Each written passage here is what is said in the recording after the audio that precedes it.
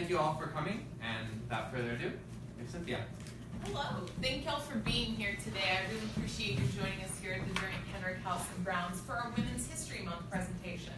Because March is Women's History Month, and so today we're going to be talking about some of the women who lived and worked on these grounds and in this house. So I'm Cynthia, and I'll be your museum educator for about the next hour as we discuss the women of the Durant-Kenrick House and Grounds. Our presentation today is entitled Before Pantsuits, Women Making It Work. Now, here at the Durant-Kenrick House and Grounds, that charming greenhouse that is so easy to spot from the street, we've had three main families live here across the almost 300 years since the house was built. From about the 1730s into the 1780s, this was home to the Durant family. Following them, in the 1790s, the Kenricks moved in and occupied the house for over a century. Following them, after a hiatus of about 30 years when the house passed through other hands, it finally returned to the hands of Arthur and Frances Dewing. The Dewings, as it happens, are actually descended from the Durants, and the house was something that Arthur Dewing to pay homage to his historical lineage. Now, in the three families that we're going to be focusing on first, Judith Waldo Durant was the wife of Edward Durant II, the builder of the Durant-Kenrick House, or well, back then it was the Durant House. In the 1800s, the house was home to a woman named Mary Mehetabel Kenrick Taylor, and we'll be talking at some length about her and how her role was really important in keeping the Kenrick family and their business enterprises together throughout the 19th century. Then we'll be talking about a really fascinating woman, Frances Ruminier Dewing. Frances was the wife of Arthur Dewing, the man who purchased the house as a way of reconnecting with his Durant ancestry. But we'll be talking first about these three women, three mistresses of the house. Now, Judith Waldo Durant lived from about 1691 to 1785. And her story is one where she faced a fair amount of adversity as a younger woman and was put in a rather interesting situation as an older woman that really differentiated her from a lot of the women around her in her community. Now, to get a little more acquainted with the Waldos and the Durants, Judith Waldo's marriage to Edward Durant II is what I'm going to refer to as a power marriage. A marriage that consolidated power and benefited one family or both families in terms of wealth and social standing. Judith's family, the Waldos, had been long established in Massachusetts. In the 1630s, they established themselves in Ipswich, and after some decades, moved down toward Boston. They were merchant traders, trading in manufactured goods, raw materials, and, as it happened, enslaved people. But the Waldo family built up a great deal of wealth and prestige in this business. The Waldo name that you recognize here is the same that you see in Ralph Waldo Emerson, and which you'll also see on street signs and various other markers all around the city. The Durant family were less powerful. The Durants first appear in Connecticut. A man named George Durant marries a widow, and his eldest son, Edward Durant I, was a blacksmith who moved to Boston to become a tavern keeper at the Tavern of the Sign of the Lamb. His son, Edward II, trained as a blacksmith, but by the end of his life was styling himself as a country gentleman. He was the man who built the house here in 1734. But his son, Edward III, was the true crowning achievement of his parents' power marriage. Edward III was a victualler. He was a powerful and wealthy man who benefited from his parents' success and connections in trade. But he also was a Harvard graduate and rose to become the moderator of the Newtown meeting, including during the years of the Revolution, when he was instrumental in shaping Newton's response to the Boston Tea Party and the events that occurred thereafter. But to show you a little bit more how the family worked, Edward Durant I married a woman named Anne Hall, and they produced 6 children, of which Edward Durant II was the third. Cornelius Waldo II, who came from a a long line of Cornelius Waldos that would extend a fair ways after him. And his wife, Faith Peck, had 4 children, the youngest of whom was Judith Waldo. Edward Durant II and Judith Waldo were married in 1715. And out of 8 live births, unfortunately only 4 of their children survived past childhood. In the early 1700s, child mortality usually ran at about 20 to 30%. About 20 to 30% of children died before reaching the age of 5. Given that Judith's children, well, let's just say she's batting a little off of average. The first Cornelius Durant and Abigail Durant each lived less than 6 weeks.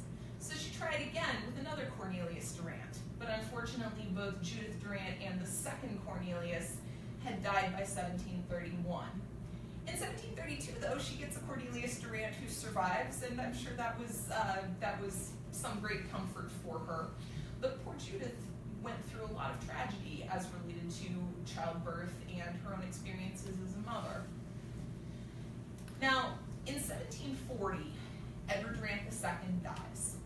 And this is actually a very interesting event from a historical perspective because it gives us an interesting window into his, and more importantly, Judith's daily life. On his death, he died intestate. He did not have a will prepared. So, as was the custom at the time, his neighbors came over to take an inventory of all of his possessions, everything that was in the house.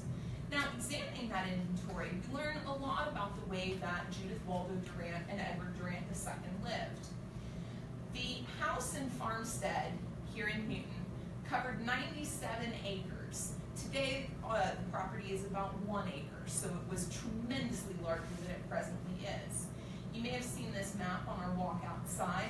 The beige area is the Durant family's 97 acres. The red zone is the current property as we are here.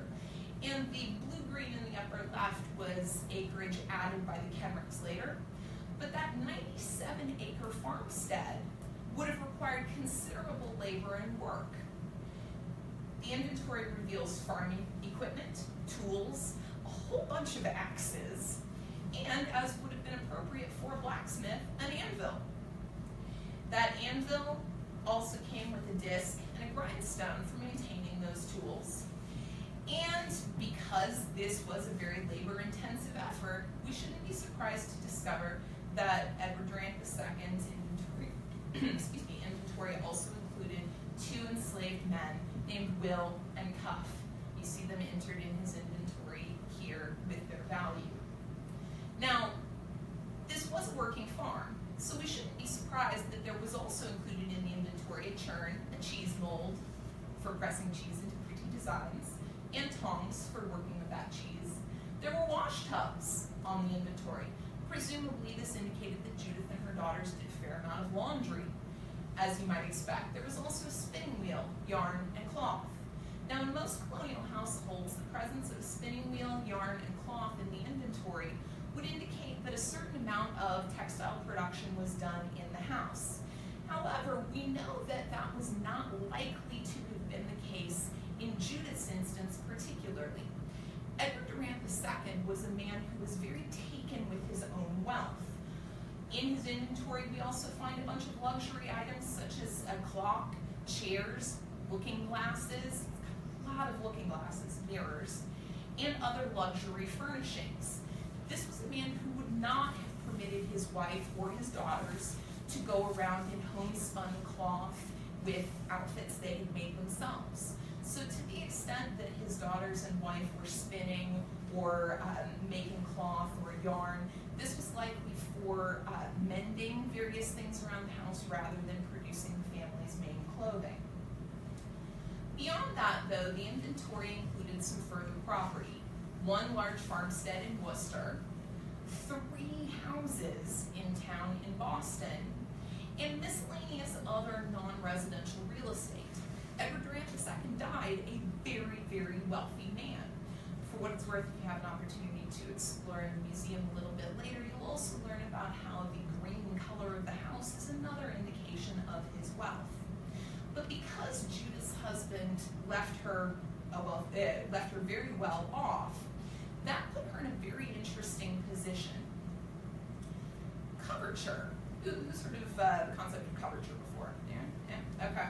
Coverture was the principle under which a woman's identity was subordinated to or covered by her father's identity or her husband's, leaving her with no legal property rights separate from his.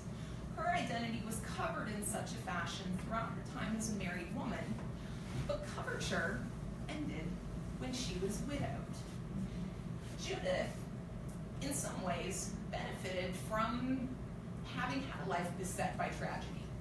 She was born in 1691, and 5 years later, when she's still a small child, her father dies in 1696.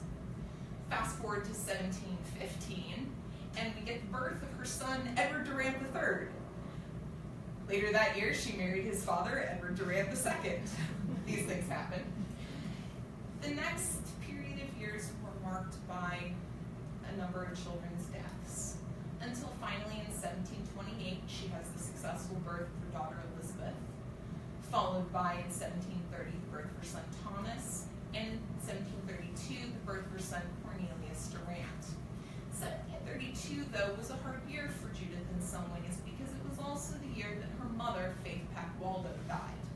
Now, Faith is interesting because you'll notice that Faith was herself a widow for almost 40 years without remarrying. Now, we don't know entirely what Faith did with the 40 years between when her husband died and when she died, but we know that she was a woman of means as well, which is why she did not remarry.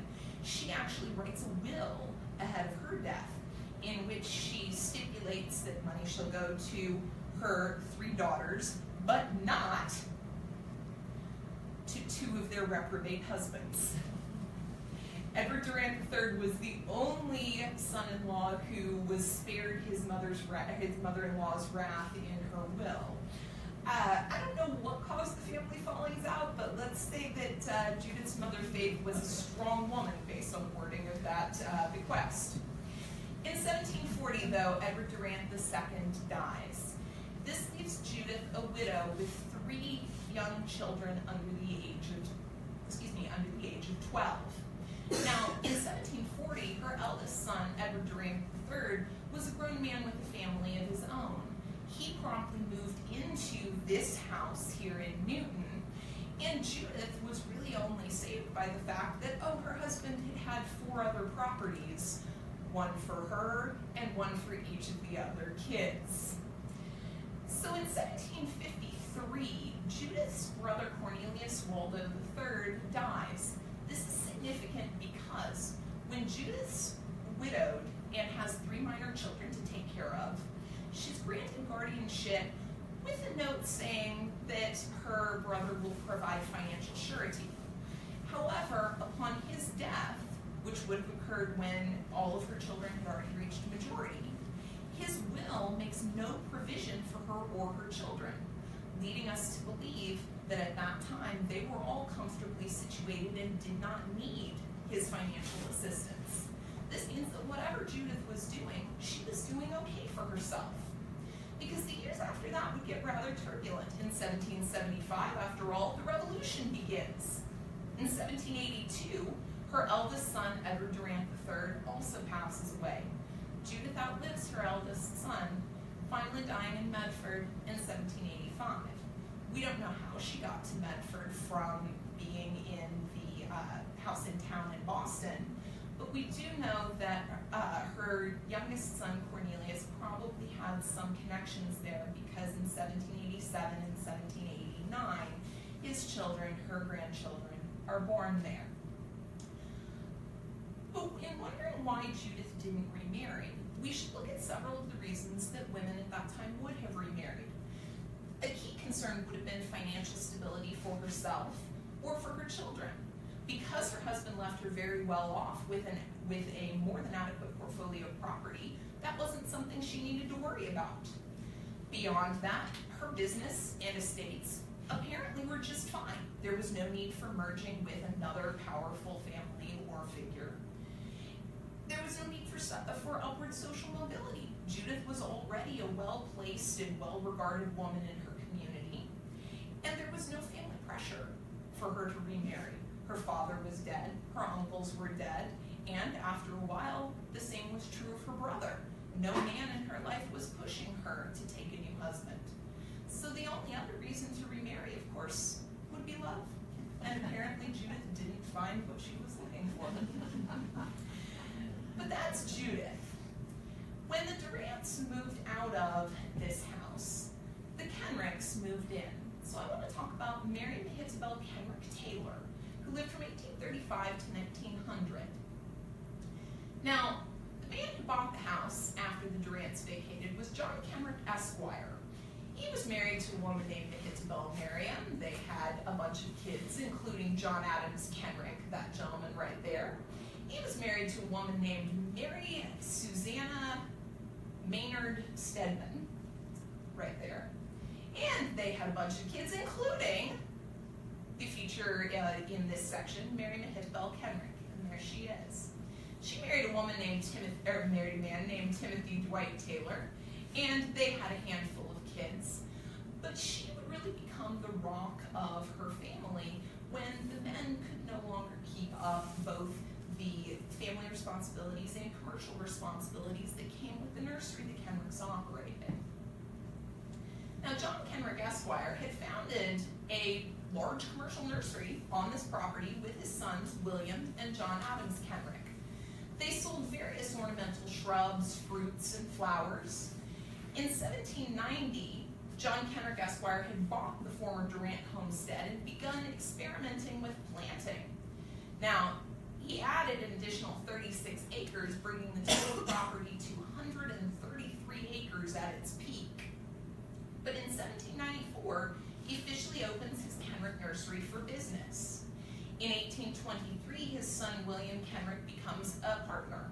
Now, if you'd like to know more about the Kenrick Nursery, I'll actually also be giving a presentation on this next month, and so you can come back and learn more about the Kenricks, their contributions to horticulture, and their contributions to abolition. But in 1831, John Adams Kenrick joins his brother in fathering the family business. And in 1833, we get the death of their father, John Kenrick Esquire. From there until 1879, approximately when the Kenrick nurseries finally ceased operation, this would begin to become less about the men who founded the nurseries and more about the women who were left behind when they had finished. Mary Susanna Maynard Stedman Kenrick, Mary Mehitabel Kenrick Taylor, and her sister Anna Carolina Kenrick. Now, especially after the death of John Adams Kenrick in 1870, or John Adams Kenrick Sr. in 1870, the women would really become the heart of the business, up until the 1896 death of their mother, Mary Stedman Kenrick, and in 1900, the death of Mary Mehitabel Kenrick Taylor, and later that year, her sister Anna as well. But in the later years of the nursery, it really was these women who kept it going. Now, the land had begun to shrink in 1845 due to some sell-off, but in this sketch, which you can kind of make out, that is Waverly cutting across through the middle there, Magnolia bending around through the back. There was still a lot of very open land. At this time, the Kenrick fields were vast. That is not the Durant-Kenrick House there, but you can see the grounds open up behind it. That was where the orchards were, and this is right around 1900. There, of course, is the Durant-Kenrick House and Grounds, and the small dark figure you see in front of it is actually Anna Kenrick. She never married, and she stayed with her sister in the house until the end.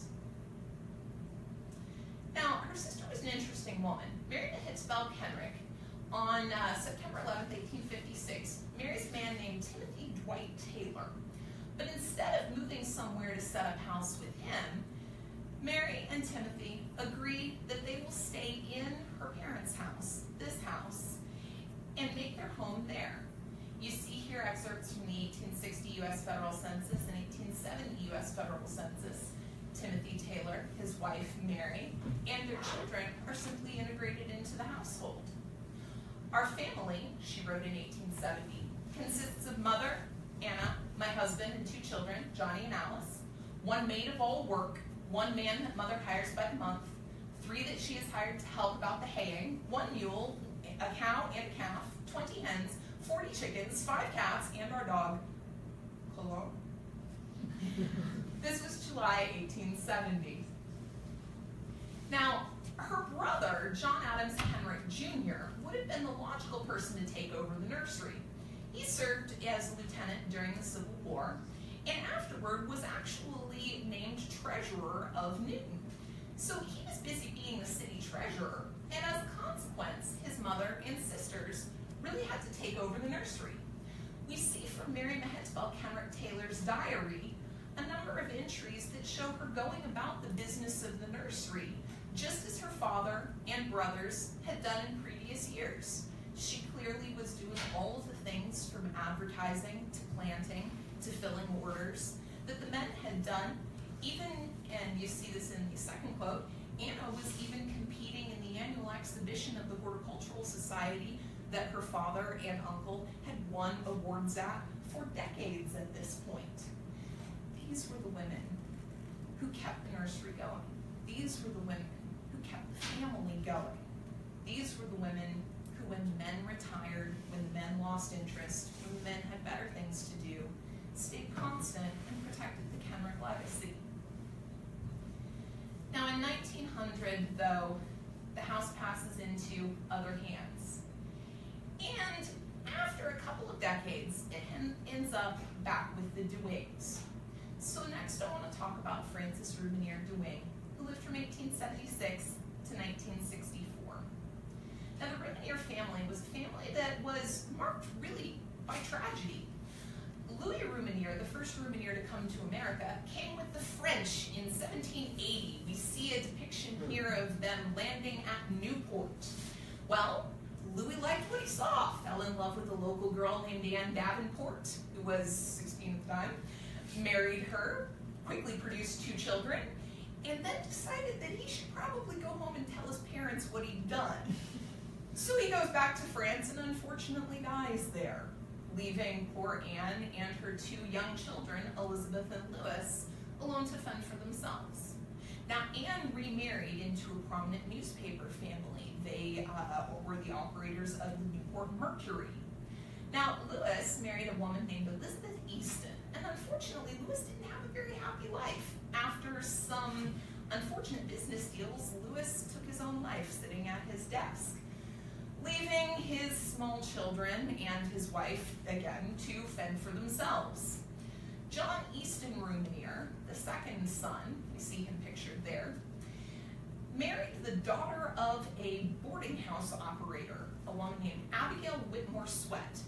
Now, boarding house operating would also become kind of a new family occupation for the Rumeniers. So 2 things I can tell you about them: they died tragically and they have boarding houses. But they had 2 sons, John Louis Rumenier and Edmund Sweat Rumenier. We see John Louis on the left and Edmund and his mother pictured on the right there. Now, John married a woman named Frances Wheelock. They had 4 children, only 3 of whom survived. And this is the family you see pictured in the bottom right. Our feature in this segment, though, Frances Hall Rumenier. They all lived together in a big old house on Walnut Avenue in Roxbury. Now, academic excellence was something that was evident from Frances from early on. Her father had been forced to leave school despite goals of becoming a lawyer because he needed to take care of his family. As a consequence, he pressed all of his children, including his daughters, hard on academic achievement. But with his eldest daughter, Frances, he had other concerns as well. Frances said later in life, "You felt so sure my father cared about you and what you wanted to do that you did not mind when he set limits to your freedom. As when he insisted I should go to a college where I could come home every weekend to Roxbury on mother's account." Lucky for Frances, there was a fabulous women's college just down the road in Wellesley. So in 1894, let me catch up a little timeline. 1876, we get Frances's birth. The next year, the birth of her brother, John Easton. 3 years later, the birth of her sister Mary Stone Ruminier. And then in 1884, the tragic birth and death of her youngest brother, James. But the 3 surviving children had a happy childhood by all accounts. And in 1894, Frances pursued her dreams, concurrent with her father's wishes, enrolling at Wellesley. Now, in 1897, though, I told you, unfortunately, tragedy strikes this family. Her father died, and her brother John took ill with typhoid fever. As a consequence, Frances interrupted her education at Wellesley. Now, this is a story that all too often just ends there. A woman takes a break from her education to help out with her family, to help through a family tragedy, and doesn't return. But not Frances. After nursing her brother back to health so that he could attend Harvard Law School and become the lawyer his father had never been able to, Frances returns to Wellesley. From 1898 to 1900, she finishes her degree, graduating with a BA. And then from 1900 to 1902, she stays on to complete a master's at Wellesley. Then in 1902, she found herself unsure what to do next. So she wrote a letter to one of her professors from Wellesley, William James, asking if she might audit his philosophy classes at Harvard. Not, be a student, just sit in and listen. Well, as she wrote all of her papers and he and his colleagues so enjoyed having her in class, they invited her to be a candidate for the PhD. Now, at that time, Harvard did not grant PhDs to women. Harvard overruled its own professors and refused to grant her a PhD, despite the fact that she completed all the requirements. So in 1906, she accepted one from Radcliffe instead. And from 1906 to 1910, she taught at Smith and at Mount Holyoke. Her teaching career, though, came to an end when, in 1910, she married her former Harvard classmate, Arthur DeWing, and left teaching to set up house. For the next several decades, Frances would be a mother, a wife, a housekeeper, and Arthur's right-hand woman, editing all of his work, challenging him to do better, and generally keeping up with all of his insane passions, which included buying old houses. In 1923, he seeks out and buys the Durant House on Waverly, that structure just there. Now, Frances, as it happened, didn't particularly like the several months a year that they lived in this house for one reason and one reason only. She really didn't like cooking here. So apparently she used to put everything in a pressure cooker, wait until she heard Arthur's car in the driveway, snap it shut for 20 minutes, and there was dinner. And that was all she could manage to do in the Durant kitchen. But as I said, Frances's academic excellence went hand in hand with compromise. She'd been forced to compromise at Harvard to get the PhD that she wanted. But even as she compromised with Arthur, ending one aspect of her own intellectual career to help support his, you can see in their correspondence that both of them were clearly invested in this as a partnership, that they understood that sacrifice was a necessary part of what was happening here. Arthur writes, "Dear, I grow happier and happier in the thought of you. I can do more with your life entwined. You are absolutely right that our mutual confidence, sympathy, and vital interest in each other's work is the richest and, in a sense, the surest background of June the 3rd. June the 3rd was their wedding date. He wrote this in the months leading up to that. So if Frances felt that she had to compromise or sacrifice, she certainly never resented it, according to her daughters. In the years of her marriage, she and Arthur had 3 children. In 1911, their daughter Mary Stone DeWing, 1912, Abigail Starr DeWing, and finally in 1915, Ruth Ruminier DeWing. They were by all accounts a happy family, but Frances did eventually find her way back to teaching. In 1943, she began teaching math and science at her daughter Ruth's alma mater, Bennington College. She stayed on there for 2 years before stepping back into private life again.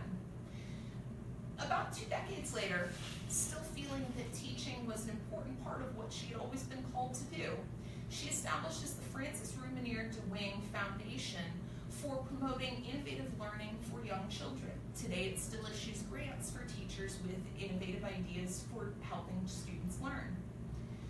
The next year, though, in 1964, Frances died, I believe, at the family estate in New Hampshire. In 1971, Arthur joined her, and they are buried together today in Newton. But raising their daughters was a lesson in independence and a lesson in feminism. Their daughters all felt that their parents encouraged them to do whatever they wanted to do and be whoever they wanted to be, and frankly let them suffer the consequences if that didn't work out very well for them, because hey, how else are you going to learn? Mother was more of an intellectual, Ruth Ewing writes, and a social reformer than father. She was a natural teacher. She felt very strongly about what she saw around her and what she believed to be our responsibilities. She never told us to do one thing or another. It was always up to us to figure out what we should be doing. She gave us options. If Mother was ever disappointed in our decisions, she never let us know. But one decision that her daughters made that did not disappoint her was that they all three followed in their mother's footsteps, attending college and graduating with their degrees. So as you look at this graph of female enrollment in higher education over the decades, it's important to recognize the role that Frances Ewing had in perpetuating that, not just for herself, but for her daughters and the generations to follow. Given that we've talked now about the three mistresses of the house, I want to talk about three stories that you don't often get to hear. The first is the story of Tassenswam. We're going to learn more about her, but she lived on this property almost 100 years before Judith Waldo Durant ever set foot here. We'll also talk about Rose, an enslaved woman who was in the service of the Kenrick family several generations before Mary Mehetabel Kenrick Taylor lived here. And finally, we'll look at what I call the Kenrick serving women, the women mostly of Irish extraction who passed through here in the 1800s as domestic servants.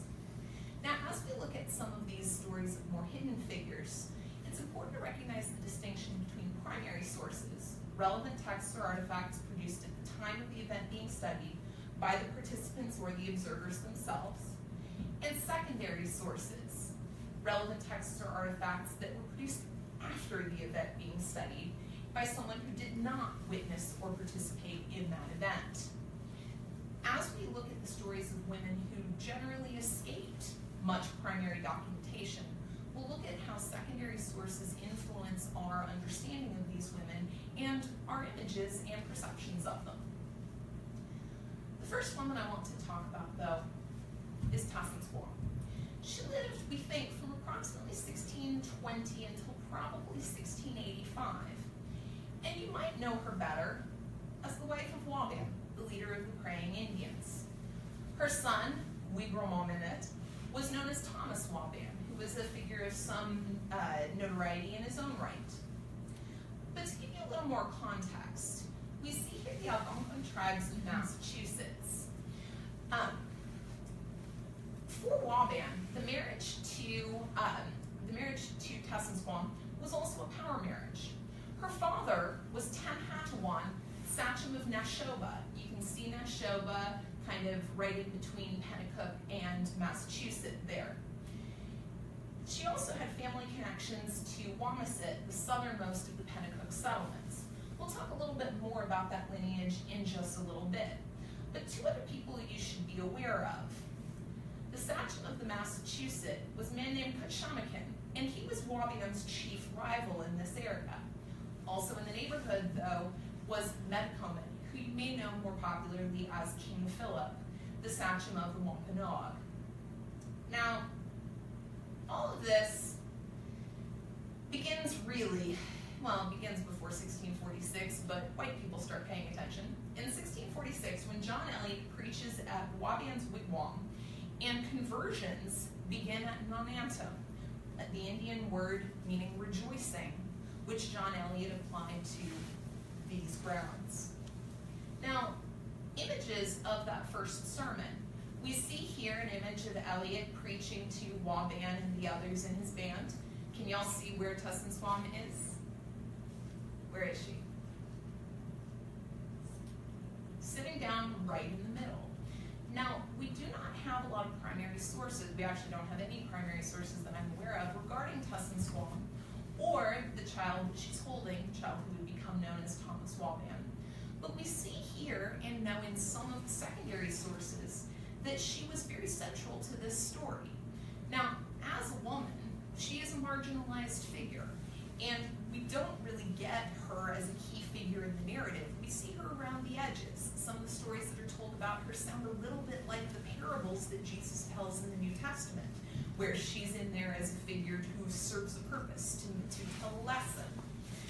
But the thing about marginalized figures is that they're really easily marginalized. Here's another image of the same moment. Do y'all see Tussin Squam now?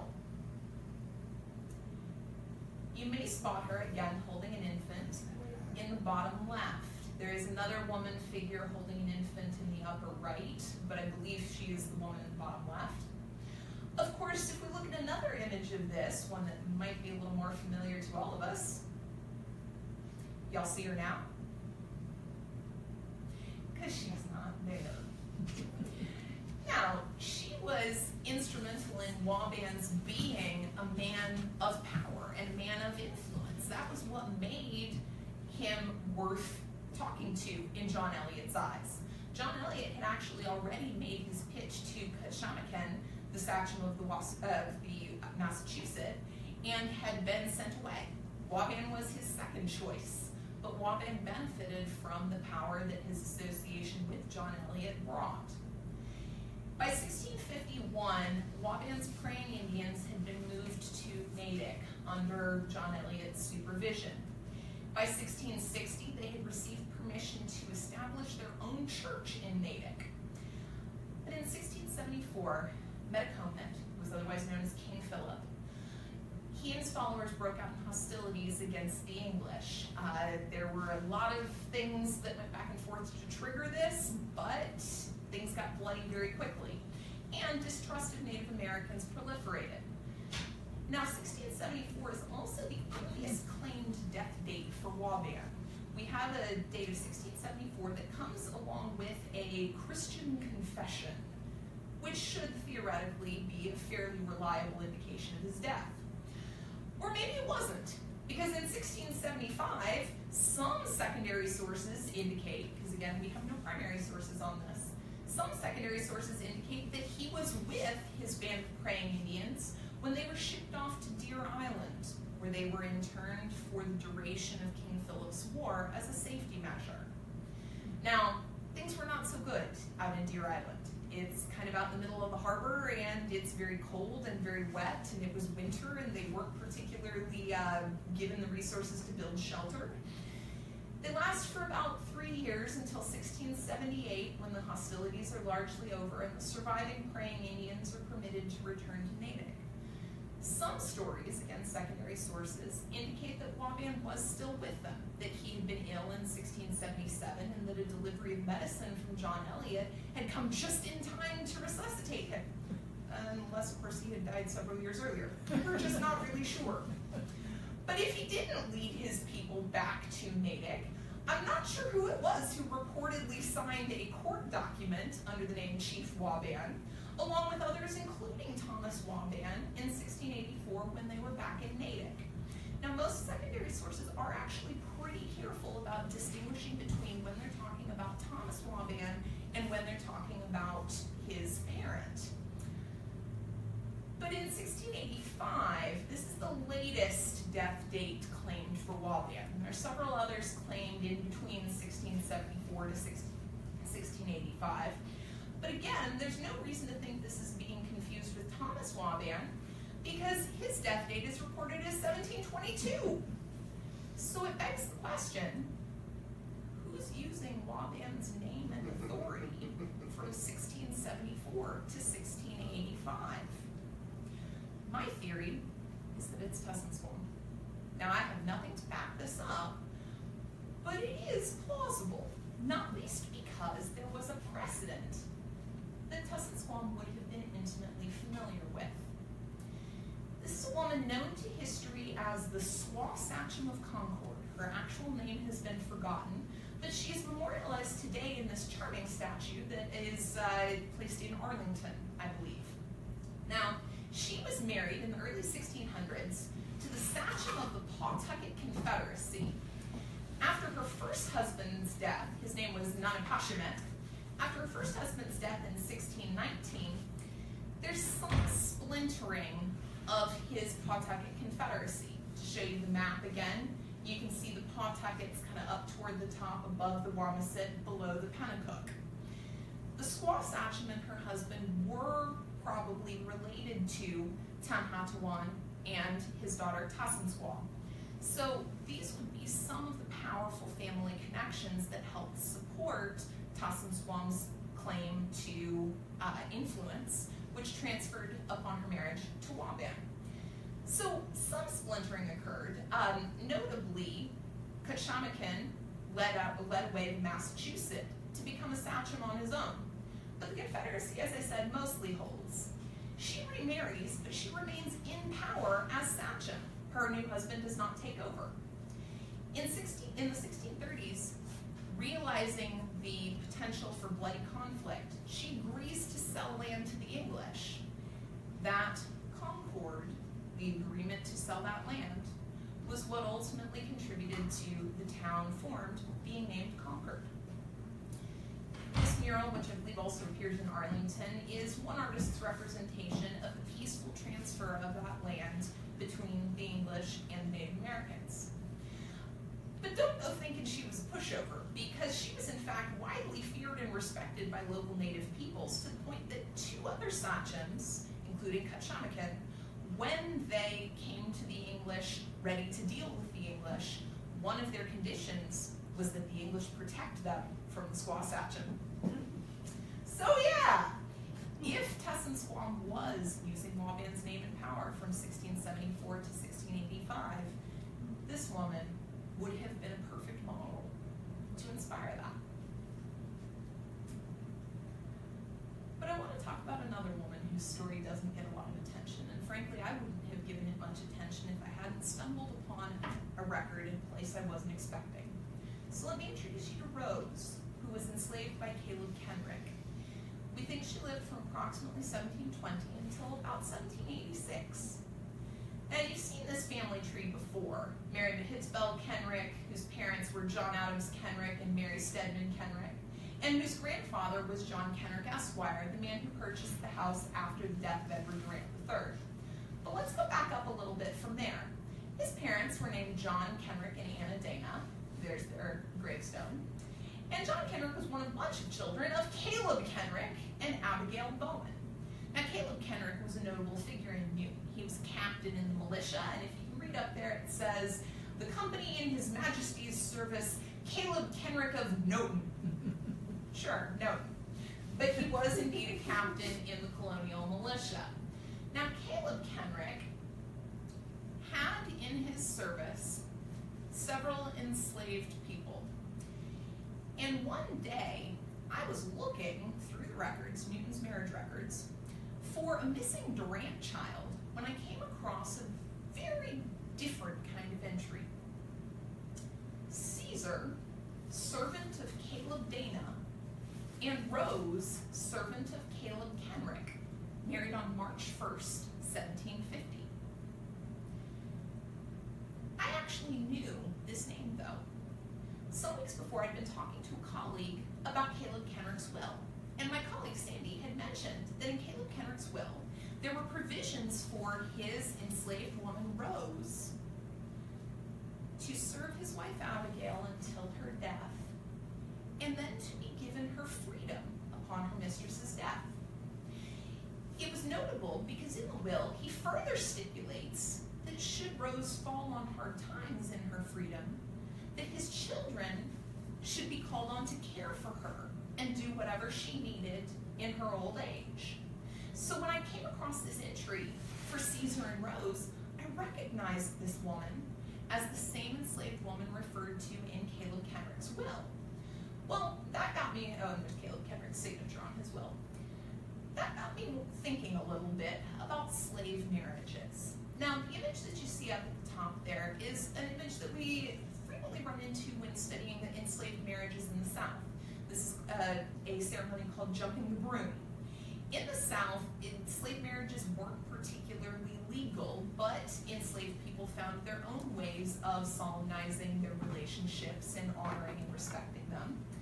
But in the North, there was some more latitude given to slave owners to solemnize their slaves' marriages under the law. Many Northern families, because they only held one or possibly two enslaved workers, saw their enslaved workers enter into what were called away marriages. Marriages usually between enslaved people or between an enslaved person and a free person, in which the spouses do not or cannot live together. In Rose's case, she was living in Newton, and her husband, Caesar, was based in Cambridge. Now, benefits to slaveholders of allowing their enslaved people to marry, first was Christian self-satisfaction. What good Christian slaveholders we are to allow our slaves to get married in the eyes of God and not be heathens. So there was some of that. This also, understandably, instilled a measure of gratitude and stability from the enslaved worker.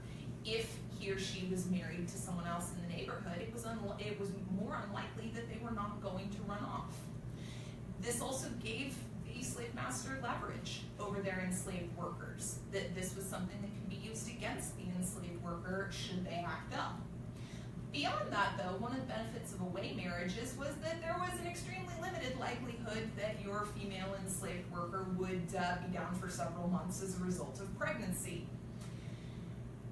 But while these marriages do appear with some frequency in the Boston marriage register, Rose's marriage to Caesar is the only enslaved marriage recorded in Newton in 211 years of listings from 1635 to 1846. So we don't know what it was that made Rose's marriage special in Newton. But Caleb-Kenrick and Caleb-Dana clearly went out of their way to see their enslaved workers solemnize their marriage. Now, Caleb-Kenrick died in Newton in 1771. There's his gravestone. You can see it over at East Parish, I believe. His wife, Abigail Bowen-Kenrick, relocated to Groton. How does one say that? Groton? Groton. My apologies. I'm not from around here. Relocated to Groton in 1775 with the outbreak of war, and she died there at her daughter's house.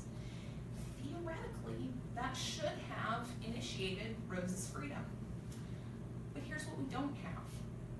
We don't have a will for Abigail Kenrick. We don't have a freedom suit for Rose, where she could have gone to court and demanded her freedom in that capacity. We don't have a freedom bond that her owner might have needed to pay in order to set her free in the community. We also don't have any other reference to Caesar or a death record for Rose. We just don't have much of anything. Now, you might be wondering, if Rose and Caesar were enslaved, why did their marriage records say servants? Well, this was New England slaveholders, and frankly, it was used outside of New England. This was slaveholders being cute. Didn't Massachusetts end slavery in 1780? Or maybe it was 1783? Well, if you have a chance to go into the exhibit after our talk today, you'll see this map in one of our upstairs exhibits. This shows in 1754, it's a little hard to see on here, but you'll note in Essex County, 442 enslaved workers were reported. In Middlesex County in 1754, 361 enslaved workers. Suffolk County, is that 270? Yeah. Nope, I lied, that's 1270. Yeah. Bristol, 122. Barnstable, only 7. Worcester County, is that 7? Yeah, 17. Sorry, I can't actually see on my own thing. But when you remember that Rose was married in 1750, this is very much the context in which she lived. Now, in 1780, Massachusetts does write a new state constitution declaring all men free. But it takes until 1781 through 1783 a series of court cases involving the freedom of Elizabeth Freeman and Walker And there's Elizabeth Freeman, who is known as Mum Bet, to result in a declaration that slavery is actually unconstitutional in Massachusetts. In 1790, then, the first United States federal census found no enslaved people reported in Massachusetts. But that doesn't actually mean that there aren't any enslaved workers left. In fact, if you read the caption on the map, you'll note that in 1830, the census actually recorded 4 enslaved workers still in Massachusetts. So what happened? Well, honestly, the use of the term servant is important here. When the census taker came around asking, "Do you have any slaves?" any homeowner who reported, "Why, yes, I do," was informed that no other homeowner had reported having any. And the census taker asked, were they really sure of the count? Small wonder that it ended up listing as 0. Now, when I was at the Smithsonian in DC some months back, I was quite distressed to see that in their exhibits, they actually refer to, well, after slavery ended in Massachusetts in 1780, a number of formerly enslaved workers stayed on providing service to their former masters. And it makes reference to wills in which the service of these servants was passed on, even after 1780. Slavery had not ended, not in the slightest. And we find, actually, in another secondary source, Samuel Francis Smith's History of Newton, a listing of Newtonians who held enslaved workers at the end of the 1700s and into the beginning of the 1800s. You'll notice listed with Caleb Kenrick right down there toward the bottom, Rose is listed as dying in 1786. Now, I have no primary sources to confirm this, but if so, that would have been 11 years after the death of her mistress, which should have translated to 11 years of freedom. However, take a look at the very top note. James Barton's enslaved worker, Tidy, obtained by his will freedom and 40 shillings. You'll notice that Rose is not given the same notation. Now, what does that mean? We don't really know, because there's a lot we don't know about Rose. We don't know what her daily experiences with oppression were like. We don't know what her life with Caesar looked like. We don't know why Caleb Kenrick didn't just free her. And we don't know whether her freedom was honored after Abigail's death. We don't know what her experience with freedom was like, if she ever got it. We have no way of confirming when she died, and no way of knowing whether she ever had to call on the Kenrick children, as their father had stipulated, for their support. And frankly, we don't know that if she did, they ever lived up to their father's promise. Could have, we just don't know. But Rose could easily have slipped without notice into the annals of history. And I think it's important to recognize that whatever Caleb Kenrick saw in her that was worth allowing her and probably fighting for her to solemnize her marriage, he saw in her some level of superior merit, and we should too.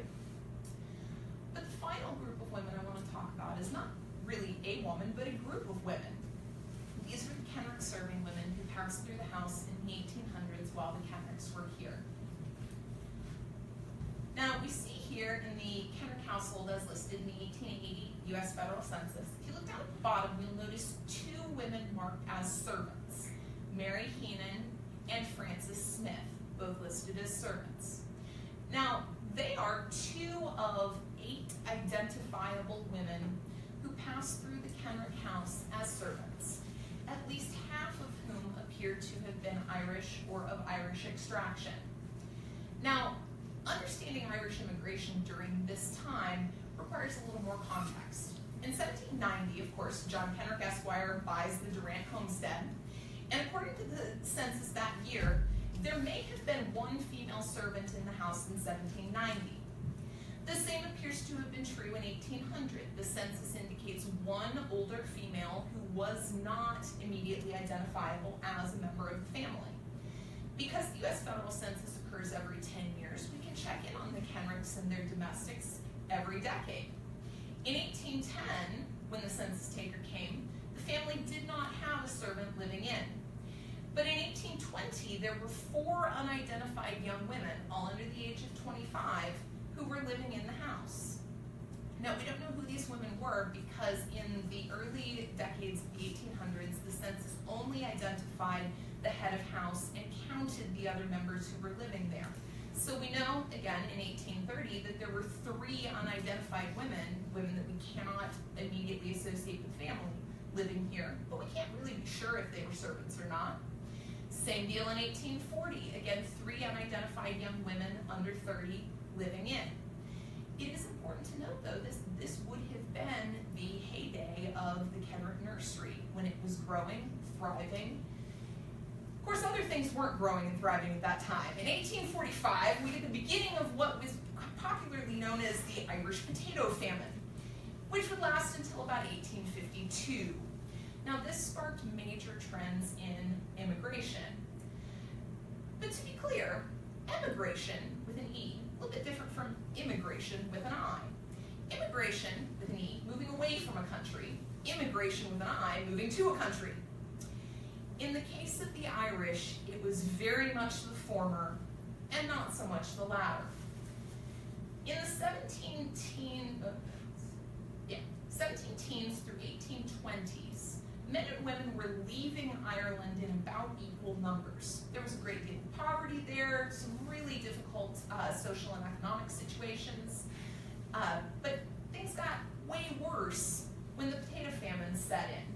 And from the 1820s to the 1870s, kind of a little ways on either side of the potato famine, women were immigrating in greater numbers than men, leaving Ireland where they felt there simply weren't the opportunities for marriage or for economic advancement that they were looking for. Now, when the famine subsided somewhat, patterns returned largely to what they had been, men and women leaving Ireland in roughly equal numbers.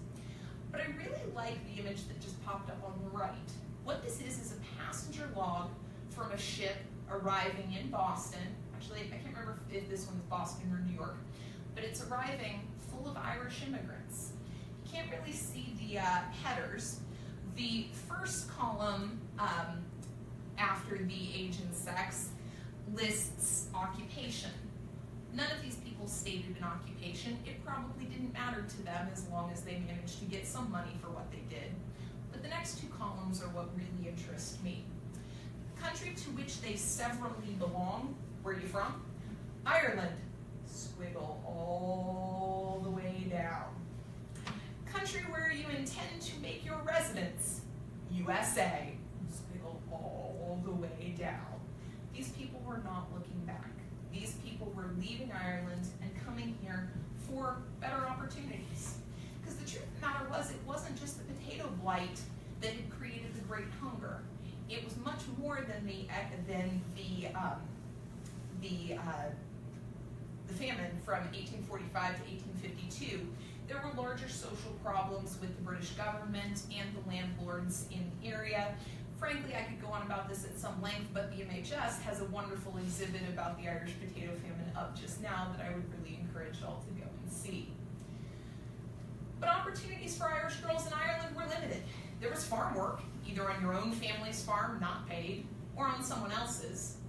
You could do textile piecework at home, but in fact, the girls who made lace at home were eventually stigmatized for the work that they did. Teaching was always an option, along with religious life, and frankly, the two overlapped in that nuns were largely responsible for education, and during the 1840s, there is a real bloom in Irish girls becoming nuns. But domestic service was the other option, and frankly, for a lot of girls, it was the best option. They could go to Ireland, England, or the United States, where they would find plentiful opportunities, arranged through friends, relatives, the Catholic Church, community organizations, employment agencies, newspaper ads. Everybody needed serving girls, and there were plenty of positions open. But the work was hard, and immigrants likely underreported how hard they worked, how industrious they had to be to make the money that they sent home to their families in Ireland. But existing networks of immigrant family and friends facilitated emigrating, getting out of Ireland, and finding suitable service positions and the references needed to take them. So for a lot of girls, domestic service really was a way up, with regular pay at wages much better, in many cases, than other jobs that were open to women, and hey, it included room and board too. So it shouldn't be surprising that as we get into the second half of the 19th century, we see Irish girls showing up. In 1850, the first year that the census enumerated by name everyone in the household, the Kenricks somehow missed the census taker, so they're not in there in 1850.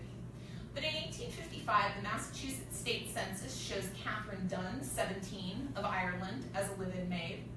In 1860, we see Mary O'Brien, 25, of Ireland, living in the house.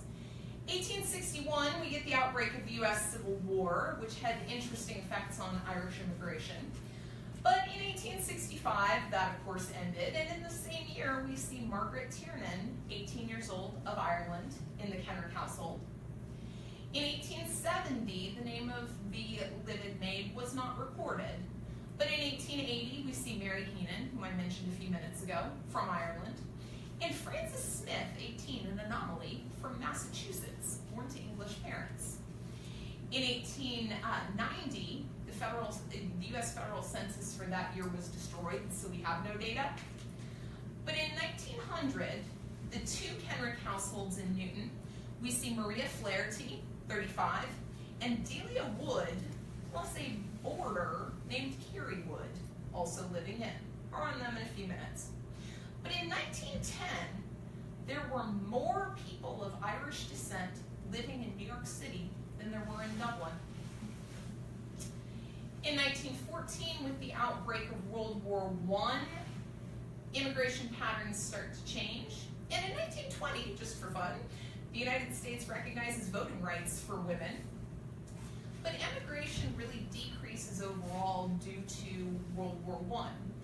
I would argue, though, that in 1920, the people who successfully pushed to get voting rights for women, in many cases, were the rising middle class who had been themselves Irish domestic servants. Irish domestic servants did not view themselves as constituting a servant class and did not expect to spend their entire lives in service. For most of them, service was a temporary experience, a stage of life before they moved on to something else. This is a quote from a book called The Irish Bridget, which examined the experiences of Irish domestic serving girls in the United States during this time period. This cartoon, though, illustrates the serving woman who has to go and tell her mistress that she will have to be leaving service because she's getting married. Somehow this doesn't look too celebratory. Irish immigrant domestic servants were young social creatures, though, who wanted to have good times and who expected someday to leave service primarily through marriage. Now, there were two basic models for service then. You might enter domestic service as a teenager, marry in your late teens or early 20s, and then leave domestic service to start a family. Or you might enter domestic service as a teenager, stay on through your 20s, and then through some or all of your 30s, if you weren't lucky enough to find a good match. And if marriage occurred, there was limited or no opportunity for bearing children. This is a pattern that we see borne out as you track Irish domestic serving women through the censuses. You can actually follow them, particularly in Massachusetts, due to the good record keeping here, and see how some of their lives turned out. Unfortunately, I have not been able to successfully track any of the women that we saw in the Kenrick censuses, which should tell you something about their mobility. More on that in a moment. But there was a third model as it happened. Enter domestic service as a teenager, become pregnant, and raise the child in the home where you work. And I mentioned Carrie and Delia Wood. Delia listed as a servant in the 1900 U.S. federal census, and Carrie oddly listed as a boarder. I've seen this pattern before in my own family. The boarder would be the child born out of wedlock, probably under the age of 5. Delia, the young woman in an unfortunate circumstance, who managed to convince her employer to allow her to raise her child in the home. The Irish Bridget made the Irish human to the middle-class Americans with whom she lived and for whom she worked. But if you've ever heard of those ads that say Irish need not apply, those existed in domestic service as well. You can see two here on the left specifically saying, we don't want an Irish domestic worker, a good Protestant cook, please. But that didn't mean that the Irish were always discriminated against and were seen as having no positive qualities. Bridget was said to be possessed of a strong arm and voluble tongue. She was industrious, pious, and chaste, mostly. With her sterling integrity, was rarely in trouble with the law. She also demonstrated her affectionate nature by being extremely generous to her indigent relatives in Ireland, working very hard and sending the vast majority of that money home. But ultimately, this was a story of upward mobility. Steady pay meant the ability to save, and the records of these women opening savings accounts here and in New York are numerous. These women also valued education. English literacy was essential for working in middle and upper class New England households. But it also gave them an experience of acculturation, learning middle class manners that would ultimately allow them to slip better into middle class mores and become part of mainstream American society. Two, it made husbands easier to find if you came to America, because in America, no dowry was needed in order to find a good match and marry happily. Ultimately, Irish domestic servants got a first-hand peek at how Americans lived, and that acculturation facilitated the rise of the Irish into the American middle class. And it was the industriousness of these serving women who helped make that happen. So these are our stories from the Durant-Kenrick House and Grounds before Pantsuits. Women were still making it work.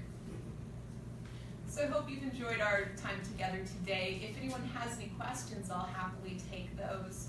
But I know I've run a little over my time, and if anyone is interested in seeing the museum today, I want to make sure that you have an opportunity to explore and see the stories of some of the women that I didn't talk about today.